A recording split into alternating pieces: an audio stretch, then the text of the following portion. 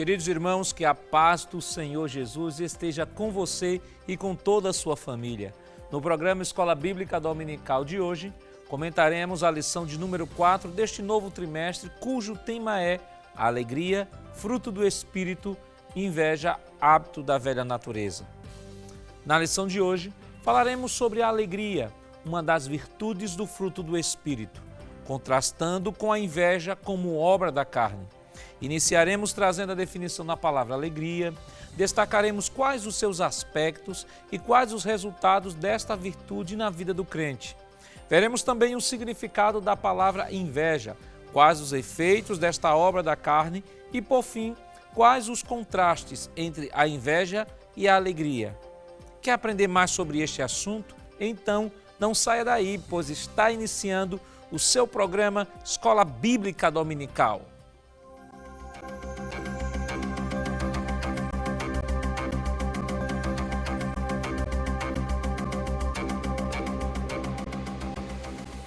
Vejamos o que nos diz o nosso textuário. Regozijai-vos sempre no Senhor. Outra vez digo, regozijai-vos. Filipenses capítulo 4, versículo 4. A verdade prática nos diz, a alegria, fruto do Espírito, não depende de circunstâncias. O objetivo geral de nossa lição é explicar a alegria como fruto do Espírito e a inveja como obra da carne. Os objetivos específicos da lição de hoje são 3. Primeiro, mostrar que Deus é a fonte da nossa alegria. Segundo, entender que a inveja traz muitos males para o invejoso. E terceiro, saber que o crente tem a alegria do Espírito apesar das circunstâncias. A leitura bíblica em classe para a lição de hoje está escrita no livro de João, capítulo 16, versículos 20 ao 24. Na verdade vos digo que vós chorastes e vos lamentareis, e o mundo se alegrará. E vós estareis tristes, mas a vossa tristeza se converterá em alegria. A mulher, quando está para dar à luz, sente tristeza, porque é chegada a sua hora. Mas depois de ter dado à luz a criança, já se não lembra da aflição, pelo prazer de haver nascido um homem no mundo. Assim também vós, agora, na verdade, tendes tristeza, mas outra vez vos verei, e o vosso coração se alegrará, e a vossa alegria ninguém vô-la tirará.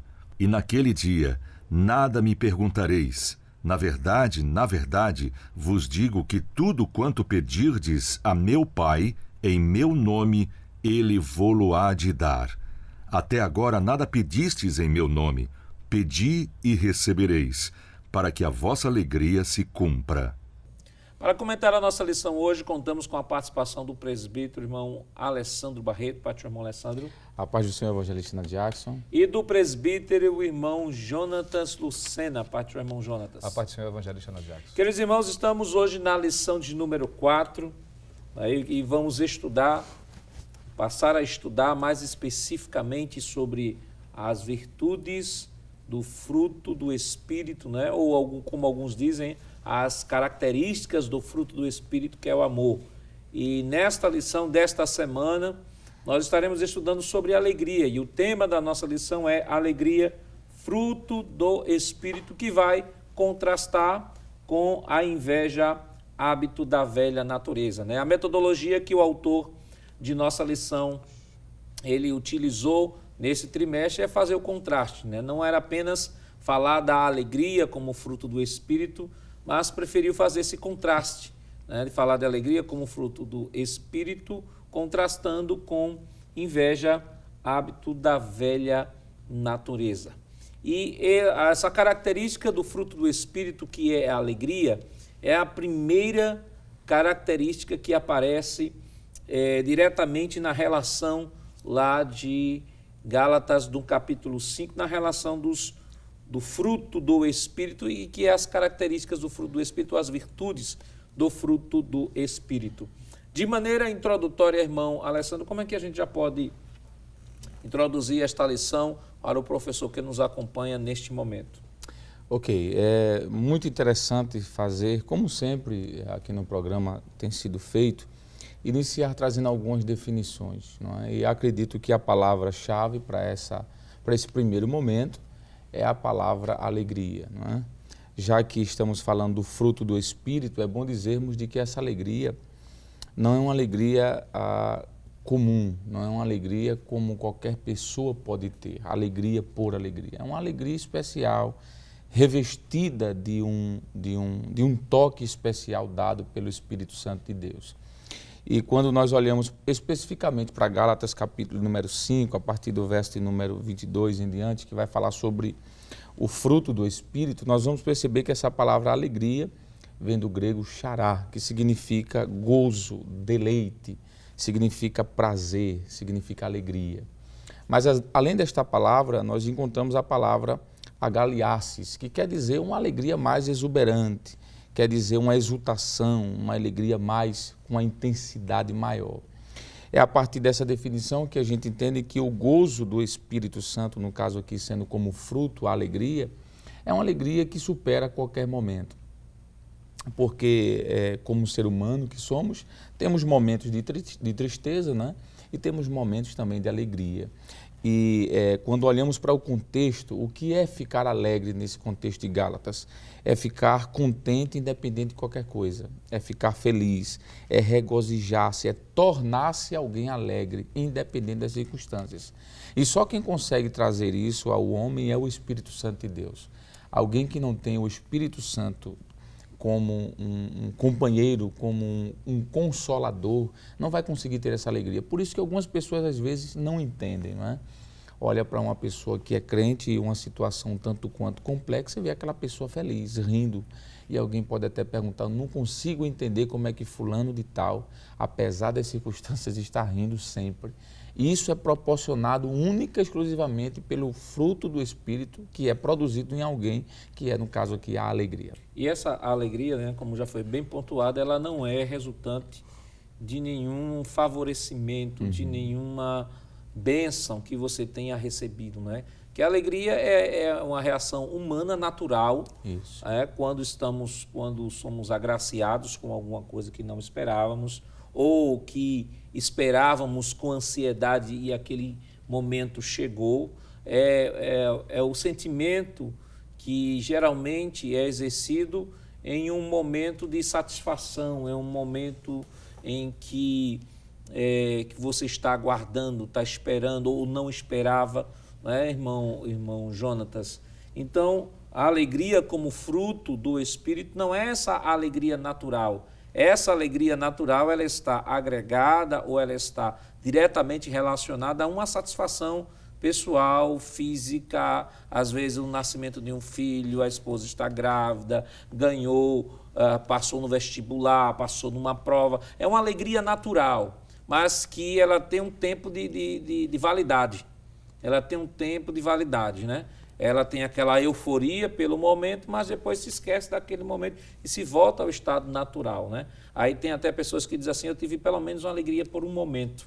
É a alegria do momento. Mas esta alegria, irmão Jonatas, que o texto se refere, como já o irmão Alessandro pontuou, é uma alegria que é do Espírito, e se é uma alegria que é a característica do Espírito, como sua fonte em Deus, ela é permanente e constante. Com certeza. Inclusive, é importante destacar de que é uma das virtudes que está relacionada ao viver com Deus, né? E quando nós lemos a palavra de Deus, por exemplo, em Filipenses, que é um texto onde nós vamos encontrar por várias vezes Paulo fazendo menção a essa alegria como sendo característica, né, da ação do Espírito Santo na vida de um crente. E uma das características dessa alegria, como sendo fruto, é que, como já foi dito aqui, ela tem sua origem em Deus, né? Ela é teocêntrica. E isso a partir da realização espiritual e não pela questão material, como já foi dito. E a Bíblia nos mostra, por exemplo, de que essa alegria é resultado, primeiro, do fruto da salvação, não é? Podemos conferir, por exemplo, no Salmo 51, verso de número 12, Isaías capítulo 12 e o versículo de número 3, também Isaías capítulo 61, versículo 10. A Bíblia ainda diz que essa alegria é resultante da esperança da ressurreição. Isto está em Salmo 16, verso 9. Poderíamos citar ainda que essa alegria não está atrelada à questão material, mas ainda de possuir o nome escrito no livro da vida. Isso pode ser visto também em Lucas 10 e o versículo de número 20. Por sofrer pelo próprio nome de Cristo, não é? E veremos aí mais uma vez, essa alegria contradizendo a alegria natural, né? Porque, como o senhor bem colocou, geralmente se alegra por algo que lhe traz benefício, né? Mas no caso, em 1 de Pedro 4:13, diz que apesar do sofrimento é possível o crente sim sentir essa alegria e ir se identificando pelo fato de estar sofrendo por amor a Cristo. E Apocalipse 19, versículo 7, nos diz que pelo retorno de Cristo, né, a bendita esperança, o crente possui essa alegria como fruto do Espírito. Então, portanto, poderíamos destacar inicialmente que essa alegria é espiritual, né? E alguém já disse que a alegria é exatamente a manifestação externa da paz interna, né? Inclusive, o próprio livro de Filipenses, né? O apóstolo Paulo é também conhecida como Epístola da Alegria, né? O apóstolo Paulo ele vai dizer, Filipenses 1:29, diz assim: porque vos foi concedida a graça de padecerdes por Cristo, e não somente para crerdes nele. Ao mesmo tempo que Paulo manda aqui o textual, né, da nossa lição, manda regozijar no Senhor, irmão Alessandro, regozijai-vos no Senhor, outra vez vos digo, regozijai-vos, outra tradução diz alegrai-vos no Senhor, outra vez vos digo alegrai-vos. Ele também alerta os crentes de Filipe de que eles vão viver esta alegria em meio à perseguição, em meio à tribulação, porque ele vai dizer assim, voltando, Filipenses 1:29, porque vos foi concedida a graça de padecerdes por Cristo e não somente crerdes nele. Paulo está dizendo assim, você não foi só chamado para crer em Cristo, você foi chamado para padecer. E mesmo nesse padecimento você vai ter uma vida de intensa alegria. Isso, e o termo que Paulo utiliza é a expressão eufrainô, que quer dizer aquilo que nós já falamos a priori, né? Que diferente da alegria natural, essa alegria como fruto do Espírito, ela é permanente, ela é duradoura, ela não é uma alegria circunstancial, foi aquilo que o senhor mencionou anteriormente. Há um texto do Evangelho de João, capítulo 16, e o versículo 20, a parte final desse verso, diz assim, Jesus dizendo para os seus discípulos, mas a vossa tristeza se converterá em alegria. É essa alegria que o fruto do Espírito Santo produz. Quando Paulo escreve sua segunda carta, por exemplo, aos Coríntios, no capítulo 6 e o verso de número 10, o apóstolo vai nos dizer o seguinte, entristecidos somos, mas sempre alegres, pobres, mas enriquecendo a muitos, nada tendo, mas possuindo a tudo. Parece um paradoxo quando ele diz aqui, entristecidos, mas sempre alegres. Quem é que diz que o crente não pode se entristecer? Qualquer um de nós podemos nos entristecer, não é? O entristecimento ele é algo natural ao ser humano, porque nós estamos factíveis a qualquer momento passar por circunstâncias que nos tragam esse sentimento. Mas o que me chama a atenção é que Paulo diz que mesmo entristecidos, seremos alegres. Então essa expressão do grego, do Novo Testamento, eufrainô, é dizer que apesar das circunstâncias você tem motivo, você tem condições de rir, não é? Você tem condições de rir. Essa alegria, como o senhor falou, que é do Espírito Santo, ela é constante, ela é abundante e além de ser abundante e constante, ela é permanente. Há um texto que eu gostaria de ler também, só para concluir aqui essa minha fala, um texto que já foi citado aqui rapidamente, que é o de Filipenses, né? Foi falado aqui sobre Filipenses e essa carta é a carta chamada Carta da Alegria, capítulo número 4, verso 11, Paulo diz assim, digo isto não por causa da pobreza, porque aprendi a viver contente ou alegre em toda e qualquer situação. Então esse fruto do Espírito se caracteriza nesse momento, no momento em que a lógica diz, você deve se angustiar, você deve entrar em depressão. Aí você está rindo. E alguém olha e diz, não entendo. É o fruto do Espírito Santo. É possível ser alegre e mesmo em meio à tribulação? Essa declaração do apóstolo Paulo é uma experiência só paulina ou é uma experiência de todo crente em Cristo Jesus? Quais os resultados da alegria como fruto, como virtude do fruto do Espírito na vida do crente? Mas isso, é claro, nós estaremos respondendo depois do nosso rápido intervalo. Voltamos já.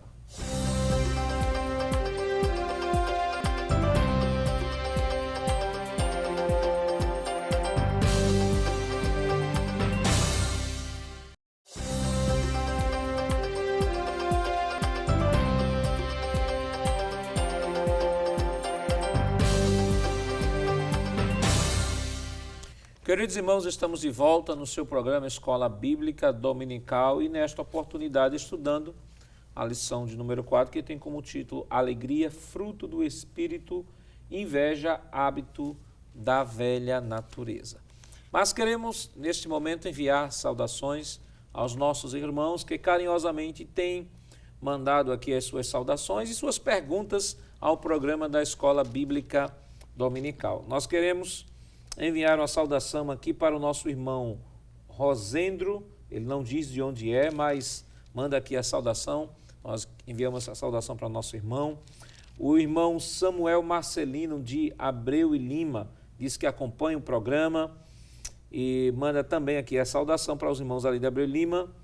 Também o irmão da escola do Alto do Mandu, área 31, o irmão Cleiton, diz que não perde um programa e é da classe Monte Sinai, também toda a sua classe ali não perde o programa e pede para nós enviarmos uma saudação. Vai aqui a nossa saudação, meu irmão.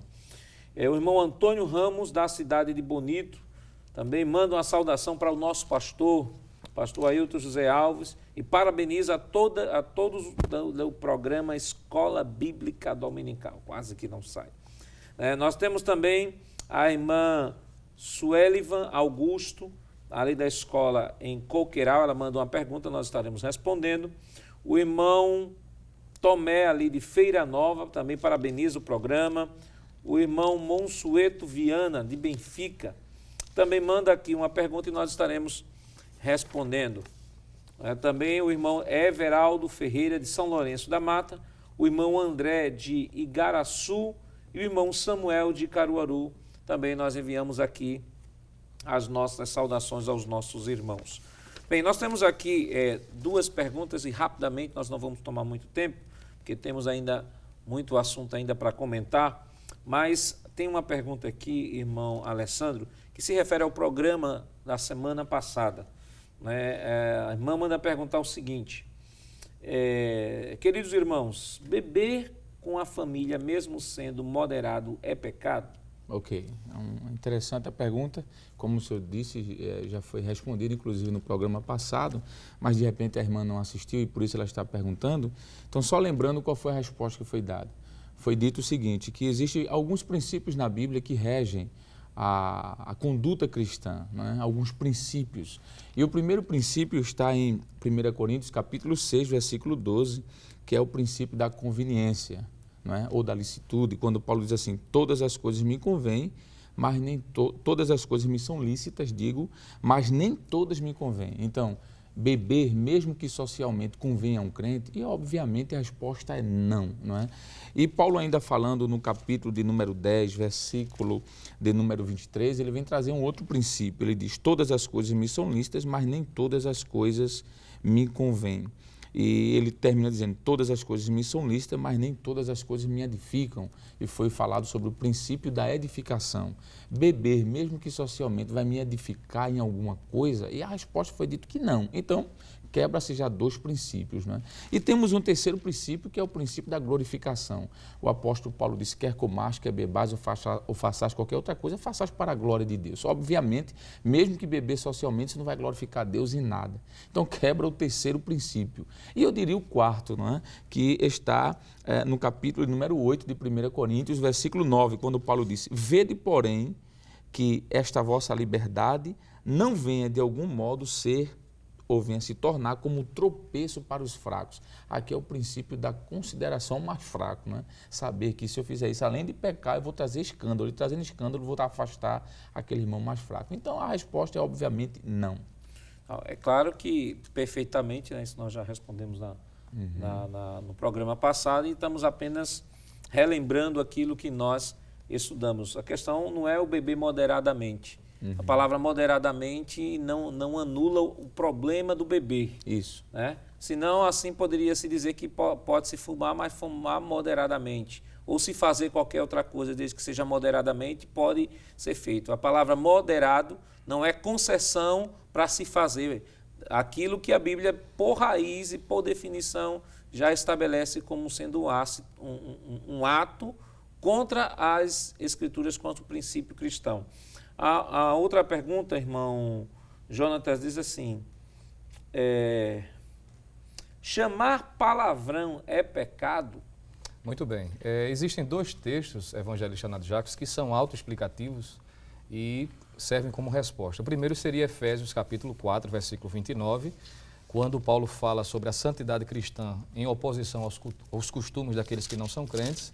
Ele diz, não saia da vossa boca nenhuma palavra torpe, mas só que for boa para promover a edificação, para que dê graça aos que a ouvem. E um outro texto que poderíamos citar também está em Tito, capítulo 2, versículo 8, quando ele traz aquela orientação para o servo de Deus que tinha tamanha responsabilidade, dizendo que ele deveria ter linguagem sã, irrepreensível, para que o adversário se envergonhe, não tendo nenhum mal que dizer de nós. Então, respondendo, claro que um cristão não pode usar esse tipo de linguagem. Claro, porque o cristão, a Bíblia, Paulo vai dizer lá em 2 Coríntios 5,17, se alguém está em Cristo, nova criatura é.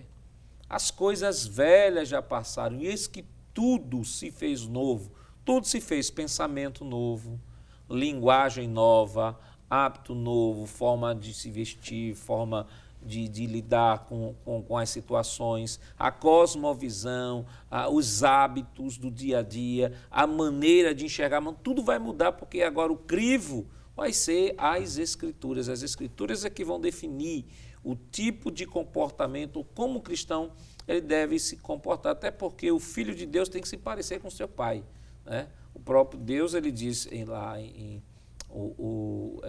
Pedro, ele vai dizer, repetindo lá o princípio lá do Antigo Testamento, do Pentateuco, ele vai dizer assim, ó, disse o Senhor, sede santo, porque eu sou santo. Aí Pedro vai dizer, sede santo em toda a vossa maneira de viver.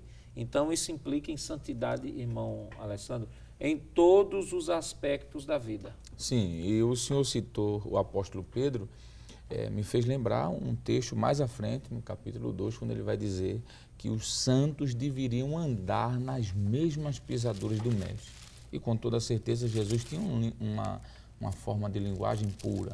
Essa atitude de um cristão, de um crente convertido, regenerado, usar de pornofonia, vai identificá-lo como mundo. E em lições passadas, evangelista, fez me lembrar agora, o Espírito Santo, que foi dito aqui o princípio da frutificação, quando nós estávamos falando sobre o fruto. E foi usado vários textos quando Jesus disse que conheceríamos as árvores pelos seus frutos. Alguém vai nos conhecer que somos crentes até por aquilo que falamos. Por que não lembrar dos apóstolos? O apóstolo Pedro, por exemplo, quando foram prender Jesus, a forma como ele falava, alguém disse que conhecia que ele tinha andado com o Mestre pela forma como ele falava. Então, a forma de falar, a forma de viver vai identificar que árvores somos. E se estamos, enxertados, como diz capítulo 15 de João, em Cristo, logo a nossa linguagem deve ser uma linguagem diferente. Vivendo agora em Cristo, já foi dito aqui que a alegria que nós possuímos, ela é resultado do nosso relacionamento com Deus. E não se pode ter esta alegria como fruto do Espírito, como virtude do fruto do Espírito, melhor dizendo, se não tiver uma vida de relacionamento com Deus, né, porque a fonte primária, a fonte única dessa alegria vai ser o Espírito Santo em nós, a partir deste relacionamento que temos com Deus, por meio da aceitação do sacrifício de Cristo em nossas vidas. Então, qual é o resultado dessa alegria? Ou quais os resultados, irmão Jonatas, dessa alegria que cada cristão possui por conta da presença do Espírito Santo em sua vida? Muito bem. Poderíamos relembrar um dos resultados, evangelista Nado Jacques, é que essa alegria, ela nos capacita a enfrentarmos as dificuldades, né, do nosso dia a dia. Nós encontraremos vários exemplos de homens que marcaram a história da igreja, não só no primeiro século, mas ainda hoje, não é? Nos deixando o exemplo de enfrentarem sofrimentos por amor a Deus e assim, mesmo assim, permanecerem firmes. Eu acho muito bonito uma experiência narrada em Atos, capítulo de número 5, quando os apóstolos, após passarem um momento de aperto, não é? Em Atos capítulo 5, depois que foram milagrosamente libertos da prisão, e foram recapturados, podemos assim dizer, e ao serem indagados como ainda estavam falando em nome de Cristo, em Atos capítulo 5, versículo de número 4, depois de um consenso por parte da liderança do Sinédrio, por orientação de Gamaliel, que trouxe uma palavra para pacificar aquela situação, diz o capítulo 5, versículo 40 e o 41, que concordaram com ele, né? Concordaram com Gamaliel. E chamando os apóstolos e tendo-os açoitado, mandaram que não falasse no nome de Jesus e os deixaram ir. E o versículo 41 diz que retiraram-se, pois, da presença do conselho, regozijando-se de terem sido julgados dignos de padecer afronta pelo nome de Jesus. E ainda para completar, o versículo 42 nos diz que todos os dias no templo e nas casas não cessavam de ensinar e de anunciar a Jesus Cristo. Então vejamos que um dos resultados é capacitar o crente de enfrentar as dificuldades de cabeça erguida, não se deixando levar pelas tristezas, né, que podemos ser nisso a gente pode ver que há uma relação, irmãos, muito grande entre sofrimento e alegria. Isso dentro de uma lógica humana, isso é irracional. Como se pode uma pessoa sendo açoitada, sendo perseguida, muitas vezes tendo seus parentes mortos, como no caso da igreja perseguida, aqui em Atos dos Apóstolos, ou as igrejas perseguidas, né, no mundo afora. Como é que em meio a todo esse sofrimento a pessoa consegue ter a alegria? Então há uma relação muito grande nas Escrituras entre sofrimento e alegria. Alguns textos, eles são bem emblemáticos para demonstrar, né, esta verdade escriturística do Novo Testamento, mostrando que há uma relação muito forte entre sofrimento e alegria, sobretudo porque aquele que se relaciona com Deus, mesmo em meio ao sofrimento, mesmo em meio a todas essas circunstâncias externas, nada disso é suficiente para sufocar ou para tirar dele esta alegria, porque a fonte de sua alegria é o Senhor. Por exemplo, nós temos alguns textos que poderíamos citar aqui.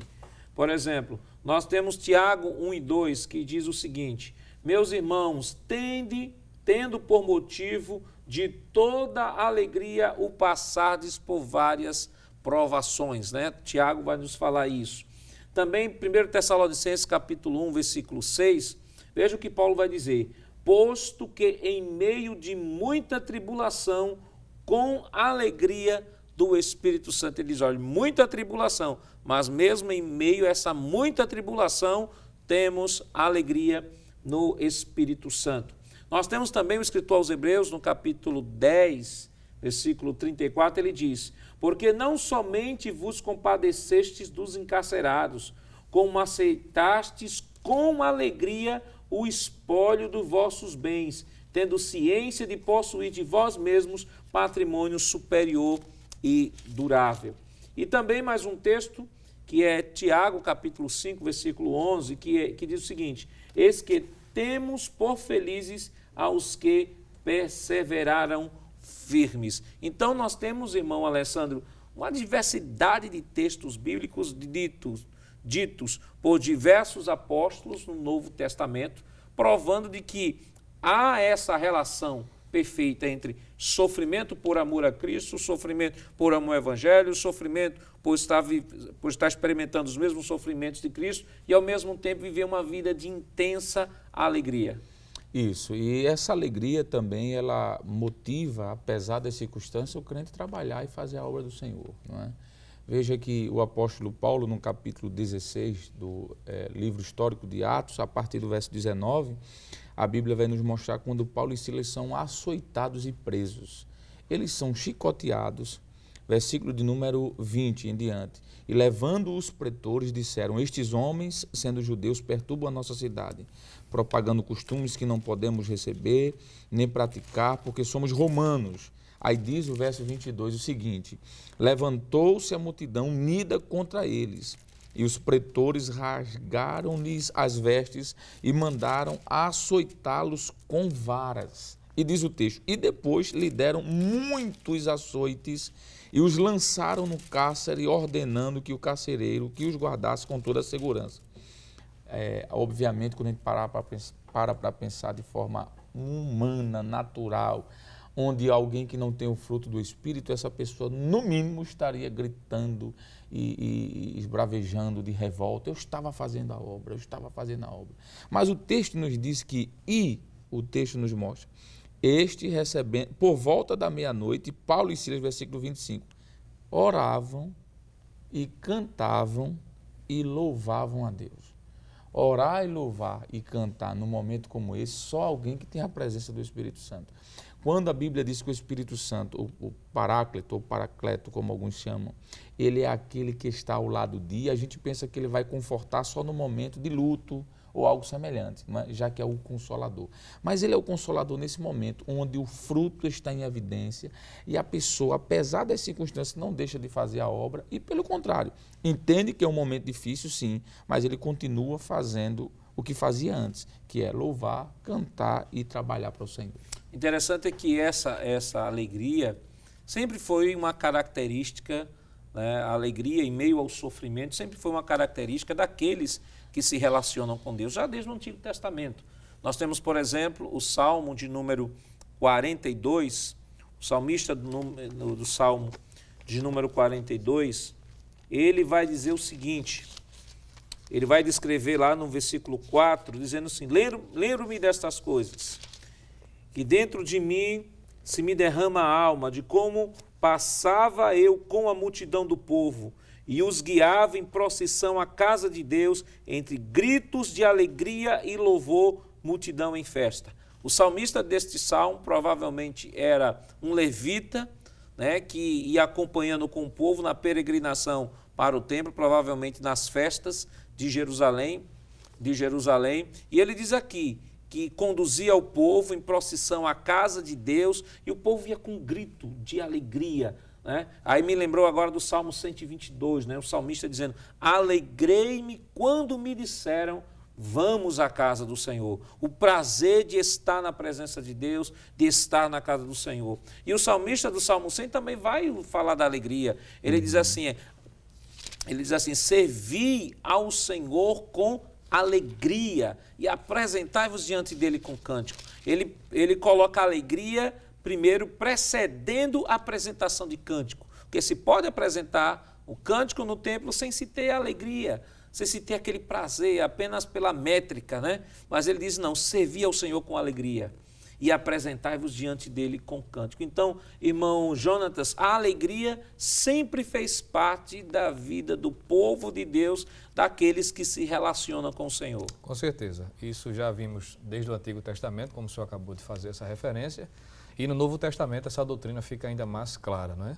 Passar por dificuldades faz parte da nossa realidade, mas em contraste a isso, temos, né, através da fonte da salvação, a presença do Espírito Santo gerando em nós essa alegria, não é? Que ora nos capacita para vencermos estas dificuldades e cada vez mais mostrar a diferença daquele que serve a Deus e aquele que não serve, não é? E para a gente concluir esse comentário, esse segundo bloco sobre a alegria, ainda no Salmo 43, veja o que o autor diz assim, Salmo 43, verso 4, diz assim, então irei ao altar de Deus, que é a minha grande alegria. Né? Que coisa linda, né? O salmista dizendo assim, olha, a minha alegria é o Senhor. Né? É por isso que eu faço o que eu faço, é por isso que sofro o que eu sofro, e mesmo sofrendo o que eu sofro, isso ainda não é suficiente para murmurar, para falar, porque Ele é a minha alegria. Mas o que é inveja? Contrastando com a alegria do Espírito.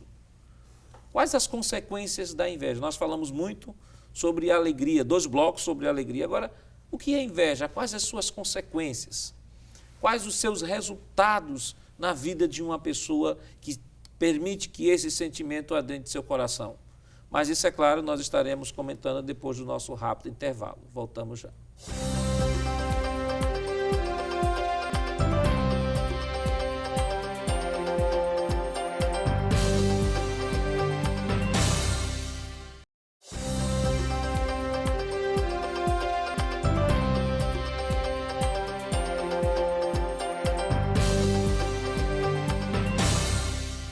Bem, queridos irmãos, estamos de volta para o último bloco do seu programa Escola Bíblica Dominical. Nesta oportunidade, comentando a lição de número 4, que tem como título Alegria, fruto do Espírito, e inveja, hábito da velha natureza.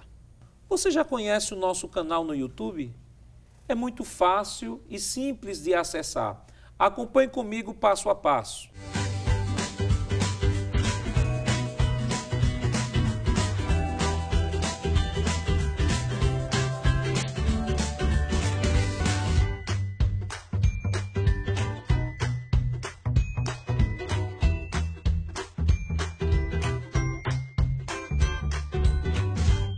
Aproveite o conteúdo e compartilhe o conhecimento da palavra de Deus. Seja um divulgador da mensagem de Cristo. Acesse IEADPE Oficial. Assista aos programas anteriores da Escola Bíblica Dominical e aprimore seus conhecimentos. E que Deus abençoe a sua vida. Bem, queridos, no bloco anterior nós deixamos a pergunta, né? Nos 2 primeiros blocos comentamos muito sobre a alegria, né? A alegria como virtude do fruto do Espírito, né? A definição, os resultados da alegria na vida do crente, a relação da alegria com a adversidade, com a tribulação. E ficamos neste bloco para comentar sobre inveja, irmão Alessandro. Que definição nós poderíamos dar da palavra inveja, como a própria lição diz, hábito da velha natureza? Ok, o dicionário Vineland, um dicionário exegético, diz que inveja é um princípio ativo de hostilidade dirigido maliciosamente a outra pessoa. A palavra inveja vem do hebraico kiná e da palavra grega phitonos, ou phytonos, como alguns pronunciam, né? Esse sentimento, essa obra da carne é algo tão sério que nos 10 mandamentos, no decálogo, foi uma das primeiras coisas que Deus elencou como sendo uma prática condenada, né? Que os seus servos não deveriam. Êxodo, capítulo de número 20, versículo 17, está lá. A Bíblia diz, não cobiçarás. A palavra cobiça e inveja são intercambiáveis, né? Então, isso é algo tão sério que no capítulo 5 de Deuteronômio, versículo 21, vem mais uma vez repetir essa mesma palavra, que não deveria se invejar ou cobiçar o que é do outro. Existe uma grande diferença, evangelista, que eu acho que tem que ser pontuado, que é o desejo. Eu posso desejar, por exemplo, ter uma gravata como essa sua. Não há problema algum eu desejar ter uma como esta. O problema é eu querer ter esta gravata e fazer de tudo para conquistar esta gravata. Aí onde entra a questão da cobiça, que no caso aqui está sendo tratado como inveja. É onde vai entrar esse princípio que Paulo diz em Gálatas, que aqueles que tais coisas cometem, ele vai elencar ali várias obras da carne, inclusive a mentira, a inveja, ele diz, tais ficarão fora do reino dos céus. A inveja é algo tão sério, mas tão sério, que Paulo diz que aqueles que vivem na prática constante disso, de forma negativa, estarão fora do reino dos céus. Então, a inveja é algo que deve ser combatido com toda a força do Espírito, com toda a altivez com toda a força, buscando a força que vem do Espírito Santo, para que não dê evasão ao coração, porque um coração invejoso é um coração, o proverbista Salomão diz que ele adoece, é alguém que está doente, né? Só citando esse texto, que é Provérbios 14 e o versículo número 30, diz que a inveja é a podridão dos ossos. Observe que a inveja, como o irmão Alessandro definiu aqui, não é desejar ter o que o outro tem. O conceito da inveja é desejar o que o outro tem, tirando aquilo que o outro tem, deixando o outro sem aquilo. Entendeu? É como, tomando aqui o exemplo da gravata, é dizer assim, desejar, eu desejo essa gravata, mas não uma igual, eu quero essa.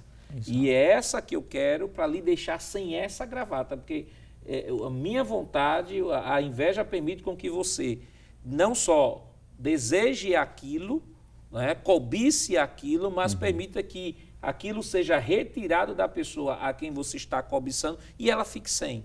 Então, esse é um grande problema de doença de caráter, pode-se falar assim, irmão Jonatas, que o remédio sempre será o contentamento, sempre será a alegria do Espírito. Por isso que o autor faz esse contraste entre a alegria e a inveja, porque quando você está alegre, está contente com aquilo que Deus tem lhe dado, independentemente da situação, não há espaço para esse tipo de obra da carne. É verdade. Inclusive, a pessoa que dá vazão a esse sentimento, evangelista, ele, ao chegar ao momento de perceber que não pode ter, não é, aquilo que o outro tem, ele vai fazer de tudo para que nenhum nem outro tenha. Não é verdade? Quando ele percebe a limitação de que ele não pode conquistar ou ser, não é, o que a pessoa é, então ele fará o possível e o impossível, podemos dizer assim, para que nenhum nem outro tenha. E isso, como nós já mencionamos aí, ou já foi mencionado pelo presbítero Barreto, que é uma doença, né? Algo que vem trazer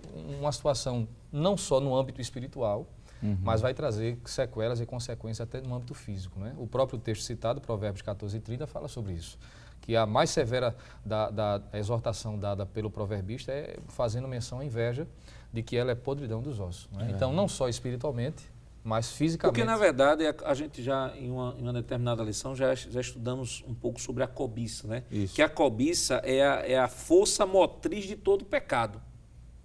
É a cobiça. A cobiça é a força motriz de todo pecado. A força motriz do ladrão, né? A força motriz daquele que vive a vida de devassidão, é a força motriz daquele que quer tirar do outro aquilo que o outro tem para o outro ficar sem. Para o outro ficar sem. Então, é por isso, irmão Alessandro, que o Antigo Testamento bate tanto na lei mosaica sobre essa questão, porque na lei mosaica tinha uma outra implicação também.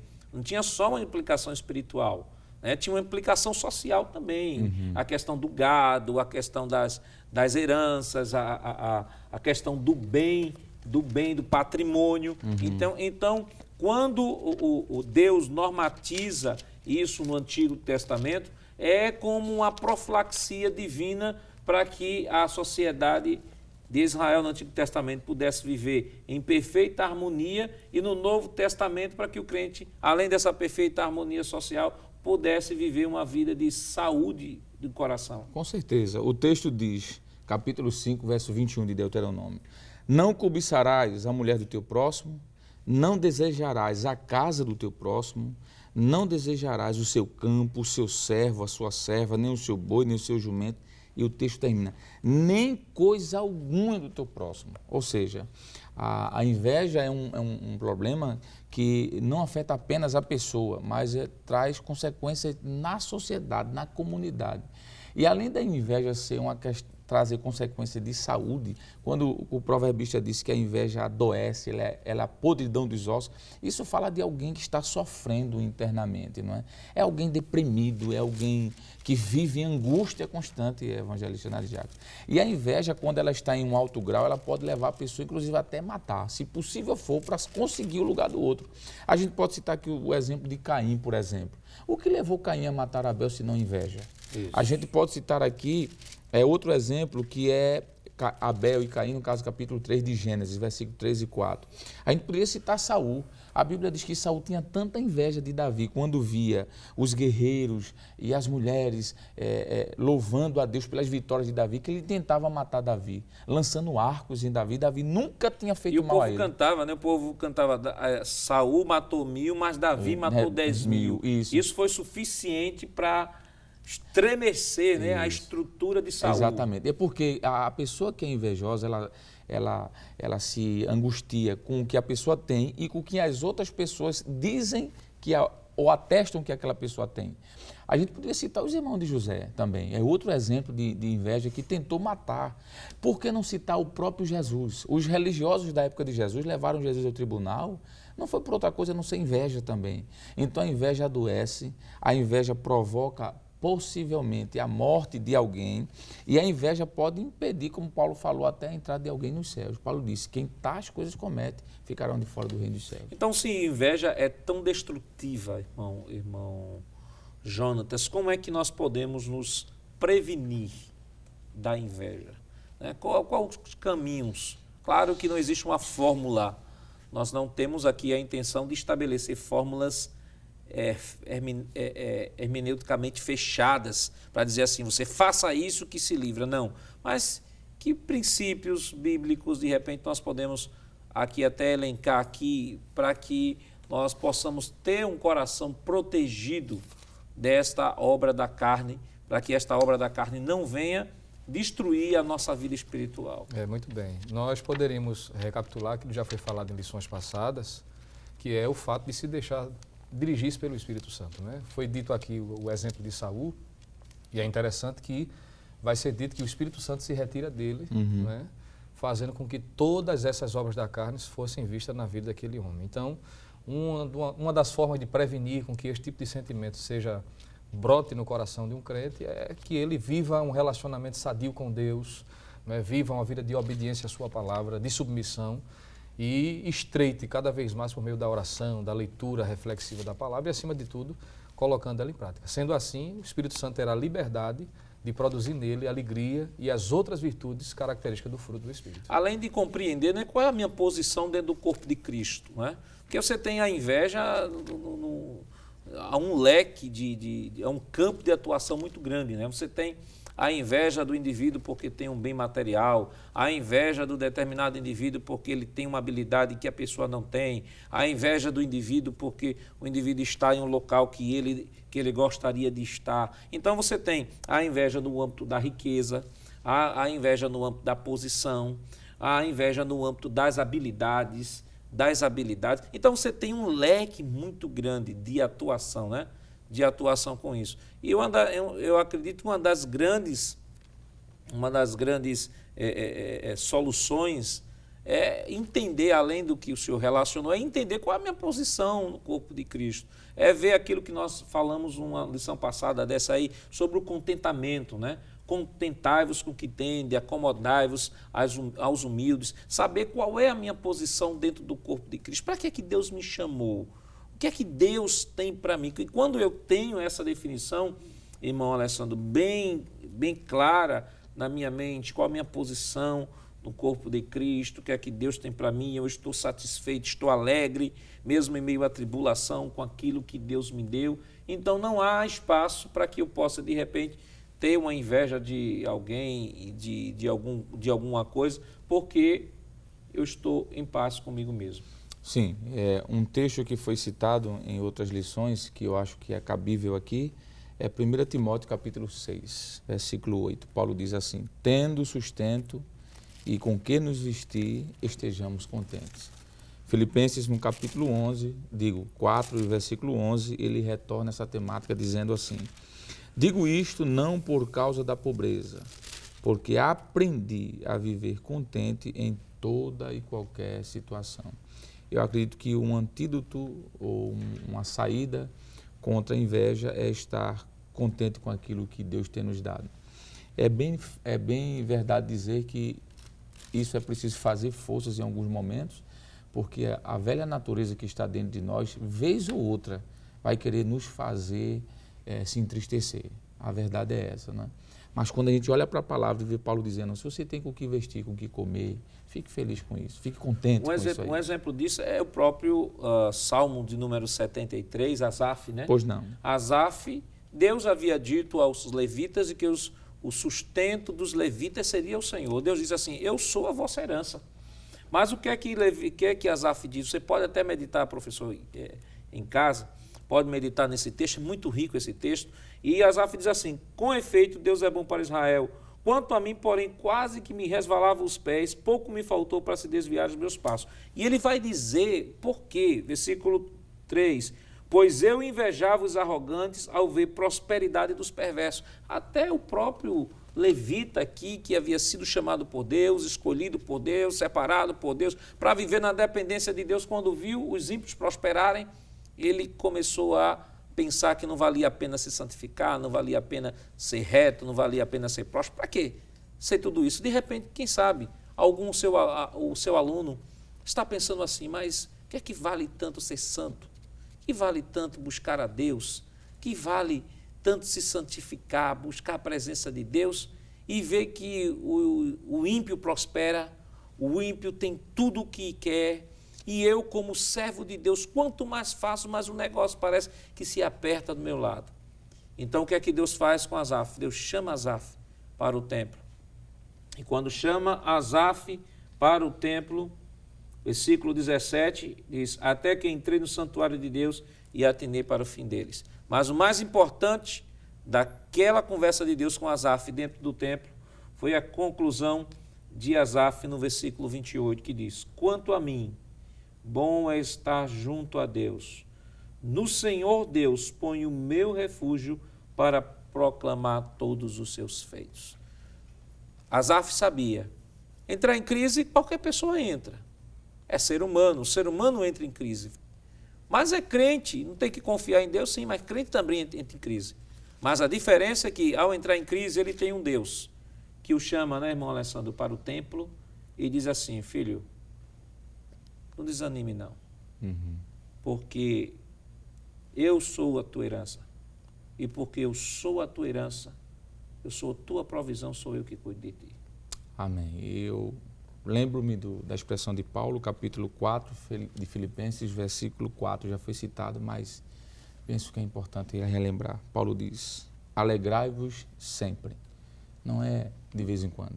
Paulo diz: alegrai-vos sempre no Senhor. Outra vez vos digo, alegrai-vos. Irmão Jonatas, rapidamente, que nosso tempo já foi embora, que lições nós podemos extrair dessa lição de hoje para estar passando para o professor que nos acompanha? Muito bem, podemos apenas resumir da importância, né, dessa característica de ter alegria na vida diária e saber de que ela está fundamentada em Deus. Ela é teocêntrica e se revela nos momentos de maior dificuldade. Bom, Alessandro?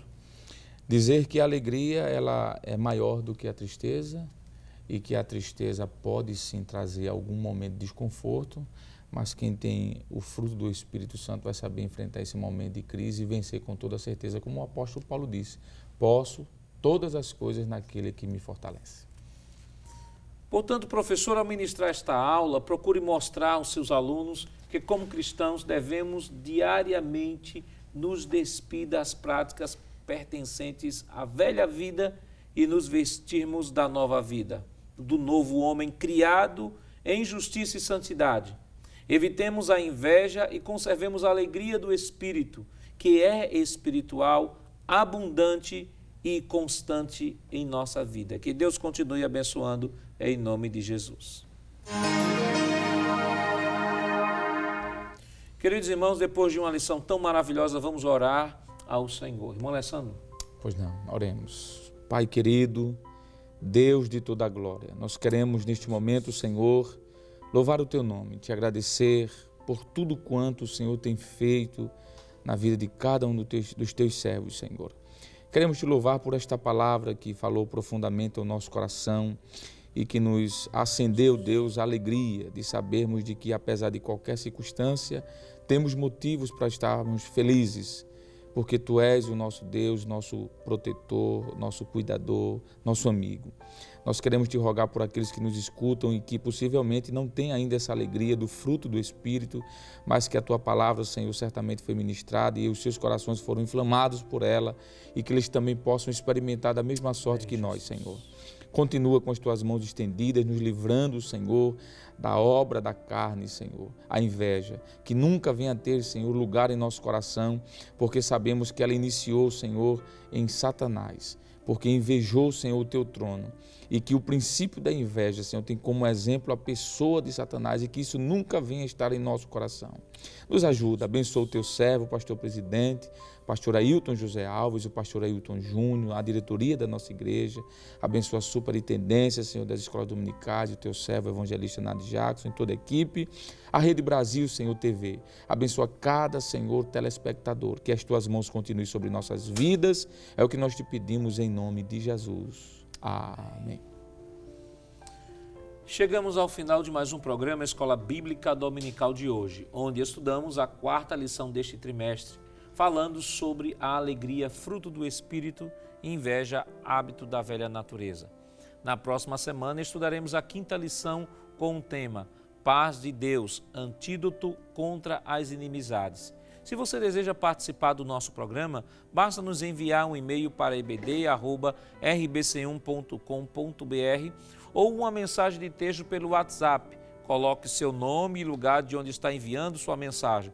Tire suas dúvidas, mande sua sugestão, participe conosco.